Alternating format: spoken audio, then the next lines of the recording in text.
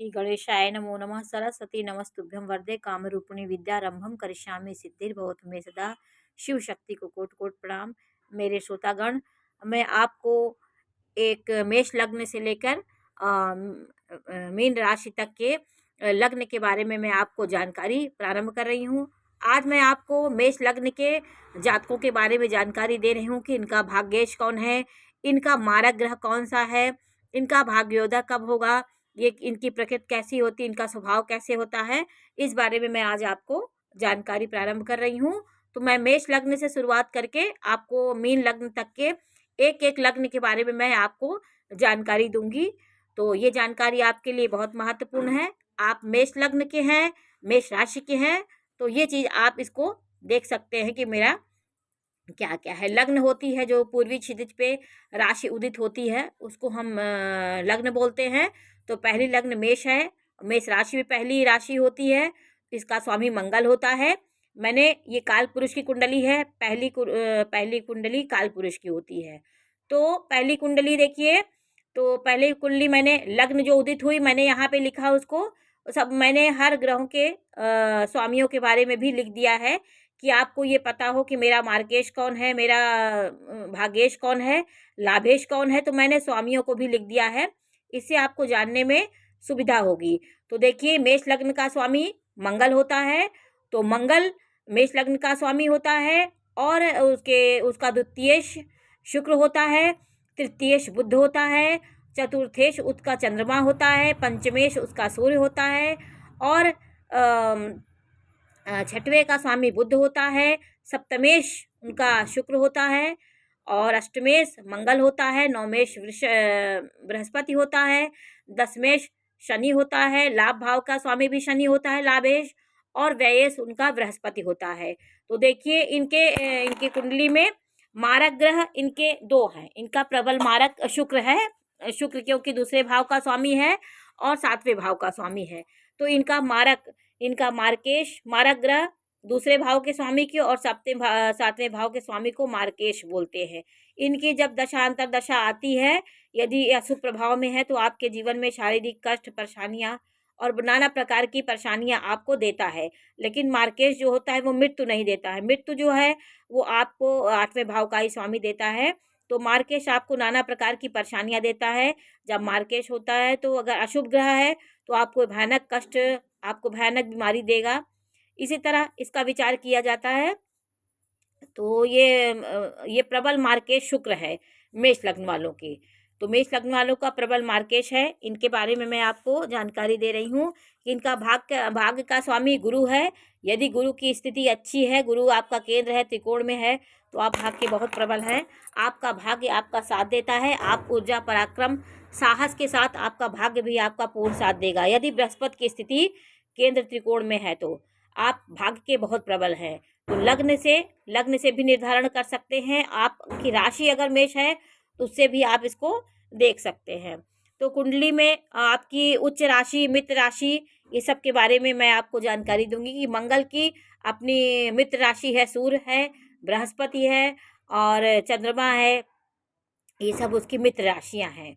तो आज मैं इनके स्वभाव के बारे में आपको जानकारी दे रही हूँ कि ये मेष लग्न वाले ऊर्जा, साहस, पराक्रम और शासन प्रबंधन क्षमता में सबसे आगे होते हैं। इनका मंगल का इनका एक क्रूर स्वभाव होता है। ये सबके लीडर बनने की कोशिश करते हैं, आगे सबके हुष्ट पुष्ट शरीर होता है, सबके पीछे नहीं चलना चाहते हैं और साहस इनके अंदर रहता है। ये लग्न के व्यक्ति जो होते हैं वो बहुत ही, उनका चेहरे में बहुत एक प्रकार की लालिमा होती है, कद इनका लंबा होता है। ये व्यक्ति क्रोध से भरे होते हैं, जल्दी में हर काम करना चाहते हैं, उनके अंदर पेशेंस नहीं होता, धैर्य नहीं होता है, किसी के सामने ये हार मानना पसंद नहीं करते हैं। मेष लग्न के जातक सेना, साहस, प्रबंधन क्षमता, रक्षा विभाग, ये सब में इनको नौकरी करना चाहिए। इनकी व्यवसाय इसी में होता है। हृदय के अति उदार होते हैं ये व्यक्ति, अपने विरोधियों को क्षमा कर देते हैं, दयालु होते हैं। मेष लग्न वालों को अभिमान बहुत होता है। ये मंगल का है, ये बहुत जल्दी किसी बात पे अभिमान हो जाता है और निडरता हो जाती है। ये एकदम आत्म साहस से और निडरता इनके अंदर बहुत होती है। रणप्रियता विशालता होती है, कर्मठ बहुत होते हैं, संसार के आनंद को जीवन का लक्ष्य मानते हैं। ये बहुत ज़्यादा अध्यात्म में नहीं रहते, ये सांसारिक चीज़ों के प्रति आकर्षण होते हैं। और ये इनके अतिरिक्त ये बोलने में बहुत तेज होते हैं। वकालत का पेशा विपक्षी को खूब जली कटी सुनाने में, किसी को परास्त करने में इनको बहुत आनंद होता है। कोई इनको चैलेंज दे तो ये स्वीकार नहीं करते, उसका डट के मुकाबला करते हैं लेखन कला में। और ये बहुत आगे होते हैं। ये व्यक्ति जीवन में कभी भी इनके दशम का सूर्य है, इनका मंगल दशम में हो, केंद्र त्रिकोण में है, तो स्वास्थ्य इनका बहुत अच्छा होता है। और कभी कभी इनके क्रूर ग्रहों के साथ मंगल हो जाए तो ये तानाशाही और अभिमानी भी हो जाते हैं। इनके नेतृत्व में एक प्रकार का आतंक होता है, इनको अगर नेतृत्व दे दिया जाए तो ये आतंक करने लगते हैं। और ये चीज़ मंगल में है। और सूर्य में ये चीज़ नहीं, सूर्य शासन करने का, राजा उसको पदवी ही दी गई है, तो राजा जैसे हर तरह के लोगों को प्रजा का अपना शासन करता है, उसी प्रकार सूर्य का ये स्वभाव होता है। लेकिन मंगल को अगर अधिकार दे दिया जाए तो ये तानाशाही होता है, ये अपनी मनमानी करता है, किसी की नहीं सुनता है। ये अपने विषय में किसी को हस्तक्षेप पसंद नहीं करते हैं, सहन नहीं करते, अपने मन का इनका नेचर होता है। विरोधी के दृष्टिकोण को समझने का प्रयत्न ही नहीं करते, ये सिर्फ अपनी ही बातों को ऊपर करते हैं। इनके विरोधियों की संख्या बढ़ती चली जाती है और इन्हें